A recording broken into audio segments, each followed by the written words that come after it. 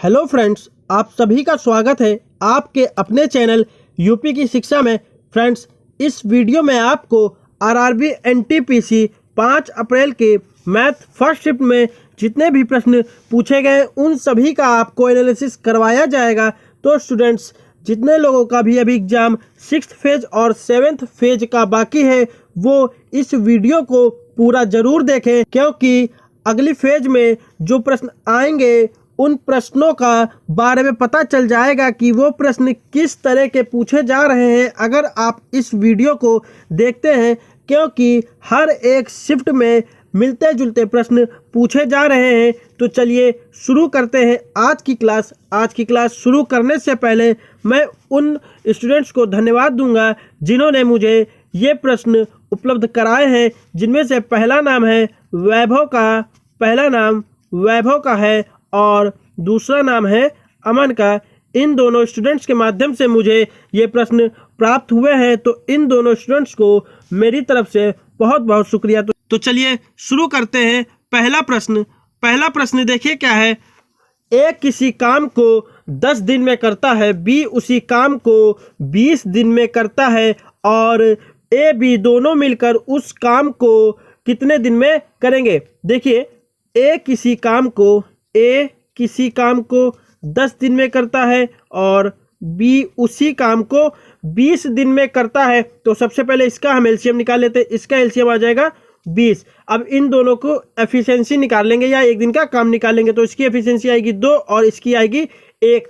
अब हमें ए और बी दोनों को मिलकर काम कराना है। तो देखिए, ए प्लस बी का एक दिन का काम हो जाएगा 3, एक दिन का 3 काम हो जाएगा और हमें टोटल 20 काम कराना है। तो 20 को हम 3 से भाग दे देंगे। ठीक है, 20 को हम 3 से भाग दे देंगे तो ये आ जाएगा, भाग दे दिया, 3 छंग 18।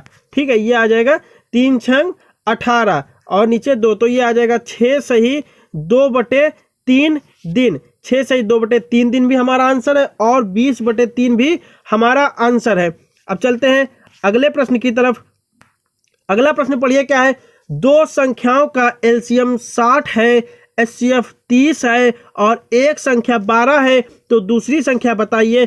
दोस्तों, मैंने इससे पहले वाली वीडियो में भी आपको इसी तरीके का एक सवाल कराया था और मैंने आपको बताया था कि इस तरीके के सवाल हर एक शिफ्ट में पूछे जा रहे हैं। तो देखिए इसको कैसे सॉल्व करेंगे। इसके लिए फॉर्मूला होता है पहली संख्या मल्टीप्लाई दूसरी संख्या बराबर एलसीएम मल्टीप्लाई HCF, ये फॉर्मूला होता है। इस फॉर्मूले में हम वैल्यू पुट कर देंगे। पहली संख्या हमारी 12 है, दूसरी हम x मान लेते हैं।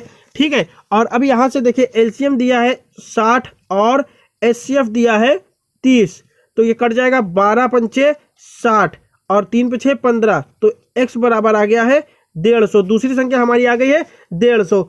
अब चलते हैं अगले प्रश्न की तरफ। अगला प्रश्न पढ़िए क्या है। फाइंड कॉसेक थीटा, ये जो है ये थीटा है और ये भी थीटा है। फाइंड कॉसेक थीटा माइनस का कॉट थीटा मल्टीप्लाई 1 प्लस का cos theta upon sine theta. ठीक है, हमें इसको सॉल्व करना है। तो देखिए इसको कैसे सॉल्व करेंगे। कॉसेक थीटा को देखिए लिख लेंगे हम लोग 1 अपॉन साइन थीटा, माइनस का कॉट थीटा को लिख लेंगे cos theta upon sine theta. ठीक है, फिर मल्टीप्लाई 1 प्लस का कॉस थीटा, मल्टीप्लाई 1 प्लस का कॉस थीटा और पूरे के नीचे अपॉन में हो जाएगा साइन थीटा। ठीक है, अब इसको आगे सॉल्व करेंगे। यहां से देखिए हम इसका एलसीएम ले लेंगे। साइन थीटा जब नीचे का हर सेम है तो ये डायरेक्ट हो जाएगा 1 माइनस का कॉस थीटा, एक ब्रैकेट में और दूसरे ब्रैकेट में कर देते हैं ये 1 प्लस का कॉस थीटा, 1 प्लस का कॉस थीटा और पूरे के नीचे हो गया ये वाला साइन थीटा जो एलसीएम लेंगे। ठीक है, ये साइन थीटा हो गया और जब इस साइन थीटा की इस साइन थीटा से मल्टीप्लाई भी कर देंगे तो ये हो जाएगा साइन स्क्वायर थीटा। ठीक है, ध्यान से देखिएगा, ये हो जाएगा साइन स्क्वायर थीटा। अब 1 माइनस कॉस थीटा और 1 प्लस कॉस थीटा की मल्टीप्लाई कर देंगे तो ये हो जाएगा 1 माइनस का कॉस स्क्वायर थीटा और नीचे है साइन स्क्वायर थीटा। 1 माइनस का कॉस स्क्वायर थीटा हमने पढ़ रखा है, फॉर्मूला होता है साइन स्क्वायर थीटा और नीचे हर में भी है साइन स्क्वायर थीटा। तो ये थीटा और ये साइन स्क्वायर थीटा पूरा कट जाएगा तो हमारा आंसर आ जाएगा 1। हमारा आंसर आ जाएगा 1। अब चलते हैं अगले प्रश्न की तरफ। अगला प्रश्न पढ़िए क्या है, फाइंड द वैल्यू ऑफ 1+ का tan स्क्वायर थीटा अपॉन 1+ का cot स्क्वायर थीटा। ठीक है दोस्तों, ट्रिग्नोमेट्री से रिलेटेड दो प्रश्न पूछे गए, तो देखिए इसको कैसे सॉल्व करेंगे। 1+ का tan स्क्वायर थीटा है, इसको हम दो तरीके से सॉल्व कर सकते हैं। सबसे पहले एक इजी तरीका बताते हैं, उसके बाद जो है बेसिक तरीका बताता हूँ। इजी तरीका देखिए क्या है, 1+ का tan स्क्वायर थीटा फॉर्मूला होता है सेक स्क्वायर थीटा का, और 1+ का कॉट स्क्वायर थीटा फॉर्मूला होता है कॉसेक स्क्वायर थीटा का। ठीक है, ये कॉसेक स्क्वायर थीटा का फॉर्मूला होता है, ये tan सेक स्क्वायर थीटा का फॉर्मूला होता है। तो देखिए कॉसेक स्क्वायर थीटा को हम लोग लिख लेंगे 1 sin स्क्वायर थीटा। पहले सेक स्क्वायर थीटा को लिख लेते हैं 1 cos स्क्वायर थीटा।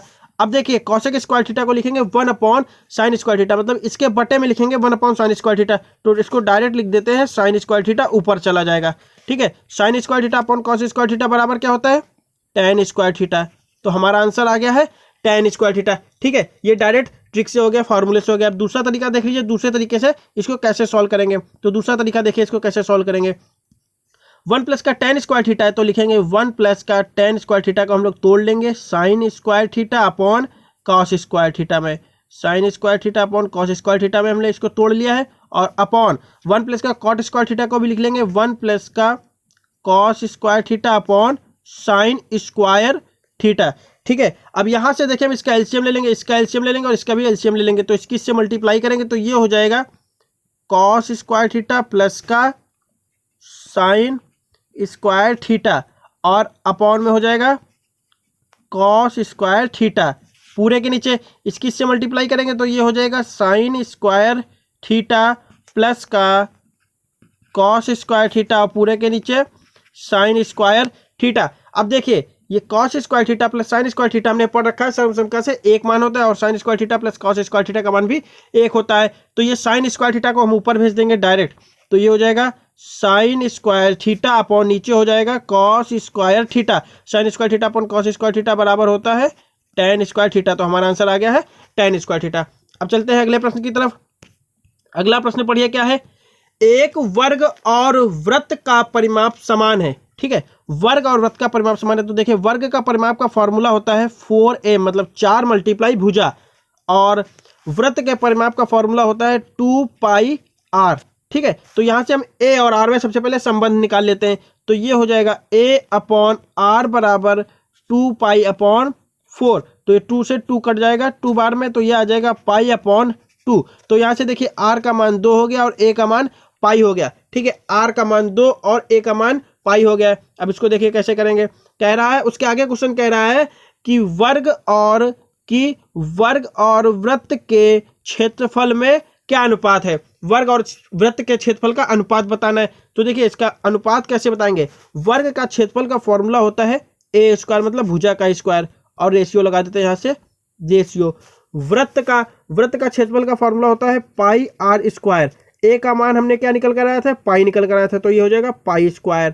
यहाँ से रेशियो पाई मल्टीप्लाई r² की जगह पे देखिए r का मान 2 निकल कर आया था, तो ये हो जाएगा 4। तो यहाँ से पाई से पाई कट जाएगा, तो ये हो जाएगा π/4। ठीक है, ये हमारा आंसर आ गया है π/4। अगर ऑप्शन में ये आंसर नहीं दिया है तो देखिए यहाँ पे पाई की वैल्यू पुट कर देंगे, तो हो जाएगा 22/7/4। अब हम इस पूरे में 7 से मल्टीप्लाई कर देंगे, तो ये हो जाएगा 22/28। ठीक है, ये आंसर हो सकता है। अगर ये भी आंसर नहीं होगा तो हो जाएगा 11/14। इसको 2 से डिवाइड कर देंगे तो 11/14। ठीक है, इन तीनों में से कोई ना कोई एक आंसर जरूर होगा ऑप्शन में। अब चलते हैं अगले प्रश्न की तरफ।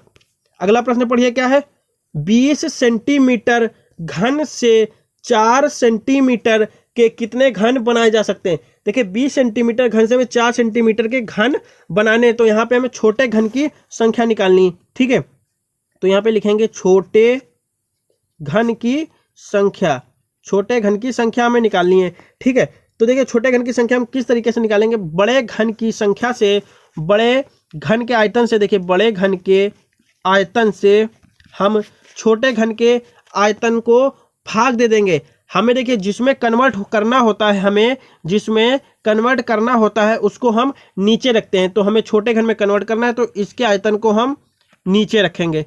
ठीक है, इसके आयतन को हम नीचे रखेंगे। अब बड़े घन का आयतन देखिए क्या होता है, घन का फॉर्मूला होता है भुजा का क्यूब, तो ये हो जाएगा 20 मल्टीप्लाई 20 अपॉन, इसमें 4 सेंटीमीटर है तो 4 मल्टीप्लाई 4 तो ये कट जाएगा 4 पंचे 20, 4 पंचे 20, 4 पंचे 20, तो ये हो जाएगा 125। घनों की संख्या आ गई है, छोटे घनों की संख्या आ गई है 125। अब चलते हैं अगले प्रश्न की तरफ। अगला प्रश्न पढ़िए क्या है, 5% की दर से 2 वर्ष में CI तथा SI का अंतर 1 रुपये है तो मूलधन क्या होगा। देखिए 5% की दर से 2 वर्ष में CI तथा SI का अंतर दिया है, ठीक है। तो इसके लिए सबसे पहले देख लीजिए कि फॉर्मूला क्या होता है। 2 वर्ष के लिए अंतर का है, कितने वर्ष के लिए कहा है, 2 वर्ष के लिए अंतर का है। तो 2 वर्ष के लिए देखिए फॉर्मूला होता है 2 वर्ष के लिए अंतर। 2 वर्ष के लिए अंतर का फॉर्मूला जो होता है वो होता है CI माइनस SI, मतलब 2 वर्ष के लिए CI और SI का अंतर का फॉर्मूला होता है CI माइनस SI बराबर मूलधन मल्टीप्लाई R अपॉन 100 और इसकी पावर 2, ठीक है। तो CI देखिए हमारा कितना है, CI माइनस SI दिया है 1 बराबर P कितना है, P हमको फाइंड करना है मूलधन, मल्टीप्लाई R दिया है, R कितना दिया है 5% की दर से, तो 5 इसका स्क्वायर कर देते हैं डायरेक्ट, 5 मल्टीप्लाई 5 कर देंगे, अपॉन में क्या हो जाएगा 100 मल्टीप्लाई 100 कर देंगे, तो ये कट जाएगा 25 100 के 100, 4 की 100 से मल्टीप्लाई कर देंगे 400 हो जाएगा, 400 उधर भेज देंगे तो मूलधन बराबर आ जाएगा 400, मूलधन बराबर आ गया है 400 रुपये। अब देखते हैं अगला प्रश्न। अगला प्रश्न देखिए यहाँ पे नोट नहीं हो पाया है तो उसको देखिए नोट कर लेते हैं। 27 की पावर 1.5 मल्टीप्लाई 9 की पावर 1.75 अपॉन 3 की पावर 5 बराबर 3 की पावर n है तो n बराबर क्वेश्चन मार्क, ठीक है। हमें n का मान बताना है, ये सवाल हमारा है। 27 की पावर 1.5 मल्टीप्लाई 9 की पावर 1.75 अपॉन 3 की पावर 5 बराबर 3 की पावर n है तो n का मान हमें बताना है। तो देखिए इसको कैसे सॉल्व करेंगे। 27 को हम लोग लिख सकते हैं 3 की पावर 3 और इसकी होल पावर 1.5 मल्टीप्लाई 9 को लिख सकते हैं 3 की पावर 2 की होल पावर 1.75 और नीचे हर में 3 की पावर 5 बराबर 3 की पावर n।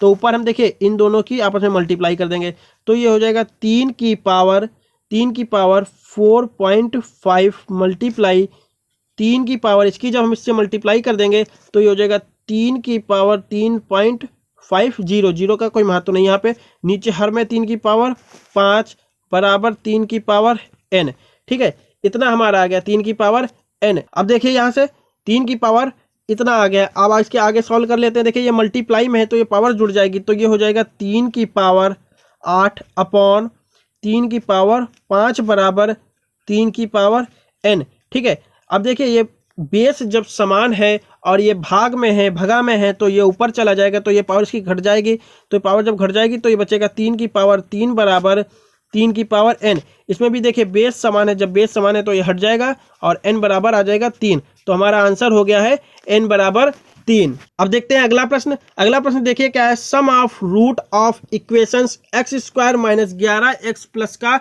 30, इनका हमें मूलों का योग बताना है। तो देखिए मूलों का योग हम कैसे बताएंगे, सबसे पहले हम इसका बेसिक देख लेते हैं।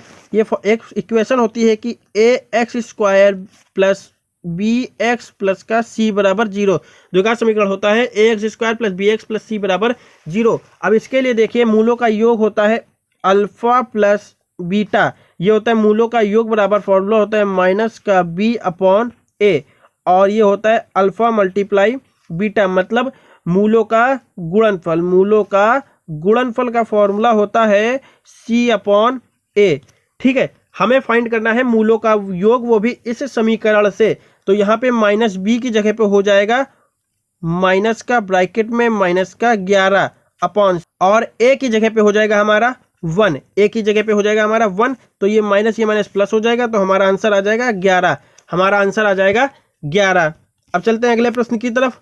अगला प्रश्न देखिए क्या है, 4 और 9 का तृतीयानुपात कितना होगा। देखिए 4 और 9 का तृतीयानुपात हमें बताना है। उससे पहले इन 4 पॉइंट को आप रीड कर लीजिए या स्क्रीनशॉट ले लीजिए, बहुत ही ज़्यादा इंपॉर्टेंट है, क्योंकि समानुपात, मध्यानुपात, तृतीयानुपात, चतुर्थानुपात, इन चारों पॉइंट से लेकर एक प्रश्न आरआरबी एनटीपीसी में हर शिफ्ट में जरूर पूछा जाता है। तो देखिए, ए कॉमा बी का प्रथम समानुपात का फार्मूला होता है ए स्क्वायर अपॉन बी। ए कॉमा बी का मध्य समानुपात का फार्मूला होता है अंडर रूट ए बी। फिर ए कॉमा बी का तृतीय अनुपात का फार्मूला होता है बी स्क्वायर अपॉन ए। तो हमें फाइंड करना है। तो बी स्क्वायर अपॉन ए, बी स्क्वायर का मतलब हो जाएगा 9 का स्क्वायर अपॉन ए की जगह पे हो जाएगा 4। ये हो जाएगा 9 9 81 अपॉन 4। इसको हम भाग दे देंगे तो कट जाएगा 4 दूनी 8, 20.25। हमारा आंसर आ जाएगा 20.25। अब चलते हैं अगले प्रश्न की तरफ। अगला प्रश्न पढ़िए क्या है।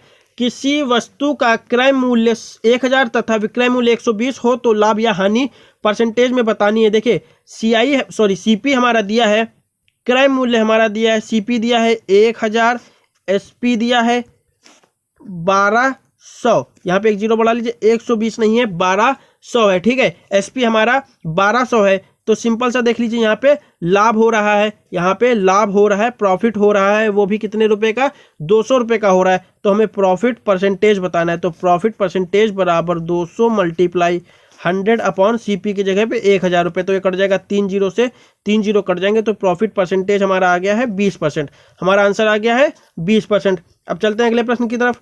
अगला प्रश्न पढ़िए क्या है। कोई धन 10% वार्षिक साधारण ब्याज की दर से 10 वर्षों में साधारण ब्याज 10 रुपये हो तो मूलधन में बताना है। देखिए, साधारण ब्याज मतलब SI बराबर फॉर्मूला होता है PRT अपॉन 100। हमने ये फॉर्मूला पढ़ रखा है। देखिए, साधारण ब्याज कितना दिया, साधारण ब्याज दिया है 10 रुपये। तो 10 बराबर मूलधन हमें बताना है, दर हमारी दी है 10 और समय हमारा दिया है 10 अपॉन हो जाएगा 100। तो 2 जीरो से ये 2 जीरो कैंसिल, तो P बराबर आ जाएगा 10। ठीक है, मूलधन हमारा कितना आ गया है, 10 रुपये आ गया है। अब देखते हैं अगला प्रश्न। अगला प्रश्न देखिए क्या है। A और B किसी काम को 10 दिन में, B और C 15 दिन में, C और A 20 दिन में करते हैं तो तीनों मिलकर कितने दिन में करेंगे। देखिए, इस तरीके के क्वेश्चन जो है हर शिफ्ट में पूछे जरूर जा रहे हैं। तो ध्यान से समझ लीजिए इस प्रश्न को, बहुत ही ज़्यादा ध्यान से समझ लीजिए, जिससे आगे के शिफ्ट में जिन बच्चों के पेपर रह गए हैं, अगर उनको इस तरीके का क्वेश्चन मिलता है तो इनसे बिल्कुल भी मिस ना हो। देखिए, A और B किसी काम को 10 दिन में करते हैं, A और B किसी काम को 10 दिन में करते हैं, B और C 15 दिन में करते हैं, C और A 20 दिन में करते हैं। तो इसका एलसीएम ले लीजिए, ये हो जाएगा 60। एक इनकी एफिशिएंसी निकाल लीजिए, 6 4 3। ठीक है, 6 4 3। अब हमको टोटल तीनों के द्वारा बताना है। तो ये देखिए 2 बार है, 2 बार है, तो 2 डायरेक्ट बाहर ले लीजिए, बचेगा A प्लस का B प्लस का C, और इनका एक दिन का टोटल काम जोड़ लीजिए, ये हो जाएगा 13। ठीक है, तो अब हम 2 को इधर भेज देंगे, तो ये हो जाएगा 13/2। ठीक है, हमें टोटल 60 काम कराना है, तो 60 से हम इसको भाग दे देंगे, 60 से हम इसको भाग दे देंगे, तो लिखेंगे 60/13, 2 पर मल्टीप्लाई में चला जाएगा, तो ये हो जाएगा 60 दूना 120। ठीक है, 120/13, 60 दूना 120, 120/13, या तो हमारा ये आंसर हो जाएगा। ठीक है, इतने दिन हो जाएगा। अगर ये आंसर नहीं होगा तो ये आंसर अगर ऑप्शन में नहीं दिया है तो हमारा आंसर हो जाएगा 9 सही 3/13, मतलब हम इसको भाग दे देंगे तो हमारा ये आंसर हो जाएगा। ठीक है, अब चलते हैं अगले प्रश्न की तरफ। अगला प्रश्न पढ़िए, देखिए क्या है कि 2.14 घंटा को घंटा मिनट सेकंड में बदलिए। देखिए, इसी तरीके का प्रश्न 3 अप्रैल में शिफ्ट 1 में पूछा गया था। उसमें था 4.4 को 4.14 घंटा को हमें बदलना था, और इसमें बदलना है 2.14 घंटा को। तो देखिए कैसे बदलेंगे। 2.14 को हम लोग लिखेंगे, पॉइंट काटेंगे, नीचे 100 बढ़ाएंगे। अब हम 100 से इसको भाग दे देंगे, तो लिखेंगे 100 भाग 214। ये 2 बार में कट जाएगा 200 और शेष बचेगा 14। तो इसे हम लिखेंगे 2 सही 14/100। तो ये पूरा 2 है, इसको हम अलग लिख लेंगे, ये हो जाएगा 2 घंटे, इसको अलग लिख लेंगे। ठीक है, 2 घंटे अलग लिख लेंगे। अब ये भी बचा क्या है, 14/100, और ये हमारा घंटा में है, तो इसको हम 60 से मल्टीप्लाई कर देंगे। इसकी हम 60 से मल्टीप्लाई करके इसको मिनट में कन्वर्ट कर लेंगे, तो 0 से 0 कट जाएगा, 2 तिहाई 6, 2 पंचे 10, तो ये हो जाएगा 14 तिहाई 42/5। हम 5 से भाग दे देंगे, तो ये हो जाएगा, इसको 5 से भाग दे देंगे। जब हम इसको 5 से भाग दे देंगे तो देखिए ये हमारा आ जाएगा 8 सही 2/5। अब हम 8 मिनट को अलग लिख लेंगे, ये मिनट में कन्वर्ट हो गया था 7 से भाग देने के बाद। 60 से गुणा करने के बाद तो ये हो जाएगा 8 मिनट। तो अब यहाँ पे बचेगा कितना 2/5। 2/5 की 60 से गुणा करके हम सेकंड में कन्वर्ट कर लेंगे तो ये हो जाएगा 12 × 60 कट जाएगा, ये आ जाएगा 12 दूनी 24 सेकंड। तो हमारा आंसर आ जाएगा 2 घंटे 8 मिनट 24 सेकंड। ठीक है, हमारा आंसर आ गया है 2 घंटे 8 मिनट 24 सेकंड। अब चलते हैं अगले प्रश्न की तरफ। अगला प्रश्न पढ़िए, देखिए क्या लिखा है। 2√2, यहाँ पे देखिए जो ये 2 है ये इसकी पावर है। पावर का मतलब ये 2 लिखा है, जैसे 2 की पावर 1/2। ठीक है, ये क्यूब है, ये क्यूब में है तो क्यूब, और रूट में 3, ये 4 है पावर में और ये 6 है। ठीक है, अब देखिए इसको कैसे सॉल्व करेंगे। तो सबसे पहले इसको हम लिख लेते हैं 2 की पावर 1/2,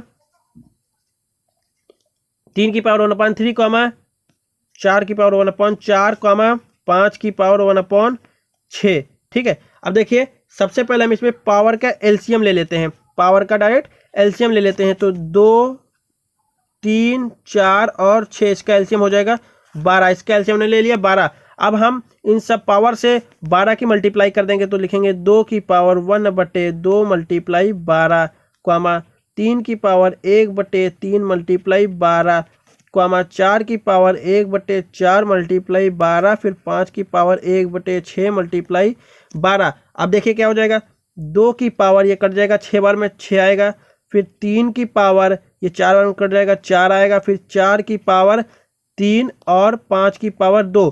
अब देखिए 2 की पावर 6 का मान होता है 32। ठीक है, 2 की पावर 6 का मान होता है 32, 3 की पावर 4 का मान होता है 81, और 4 की पावर 3 का मान होता है 64, और 5 की पावर 2 का मान होता है 25। तो इन सब में हमारी सबसे बड़ी वैल्यू क्या हो गई, 81 हो गई। तो हमारा आंसर क्या हो गया, 3√3। हमारा आंसर हो गया 3√3। अब देखते हैं अगला प्रश्न। अगला प्रश्न देखिए क्या है, √3 + 1 अपॉन √3 - 1 प्लस का √3 - 1 अपॉन √3 + 1 का मान हमें बताना है। तो देखिए इसको कैसे सॉल्व करेंगे। √3 + का 1 अपॉन √3 - का 1 प्लस का √3 - का 1 अपॉन √3 + का 1। डायरेक्ट इसकी हम मल्टीप्लाई कर देंगे, इसकी इससे और इसकी डायरेक्ट मल्टीप्लाई कर देते हैं। देखिए इसकी मल्टीप्लाई करेंगे तो √3 + 1 का होल स्क्वायर हो जाएगा। तो होल स्क्वायर डायरेक्ट हम ओपन कर लेते हैं। तो 3 + का 1 प्लस का 2√3 प्लस का इसकी मल्टीप्लाई करेंगे, इसका भी होल स्क्वायर ओपन कर लेंगे। 3 + का 1 माइनस का 2√3 अपॉन देखिए √3 - 1 √3 + 1 a - b a + b का रूप है, इसका होल स्क्वायर ओपन कर लेंगे, मतलब a² - b² के रूप में हो जाएगा। तो इसके डायरेक्ट हम पुट कर लेंगे तो ये हो जाएगा 3 - 1। ठीक है, 3 - 1 हो जाएगा। ऊपर देखिए ये प्लस ये माइनस कट जाएगा तो 3 × 1 = 4, 4 × 4 = 8, 8/2, 8/2 आ गया है। तो ये आ जाएगा बराबर में 4। तो हमारा आंसर आ गया है 4। दोस्तों आप लोगों के माध्यम से मुझे इतने ही प्रश्न प्राप्त हुए तो जो मैंने आपको एनालिसिस करवा दिया है। दोस्तों अगर वीडियो पसंद आई हो तो वीडियो को लाइक जरूर कर दीजिएगा, चैनल पर नए हैं तो चैनल को सब्सक्राइब करके उस बेल आइकन को जरूर दबा लें, और कमेंट करके अपना फीडबैक जरूर दें, जिससे मेरा मोटिवेशन बढ़ता रहेगा और मैं इसी प्रकार की वीडियो लाता रहूँगा। तब तक के लिए जय हिंद, जय भारत।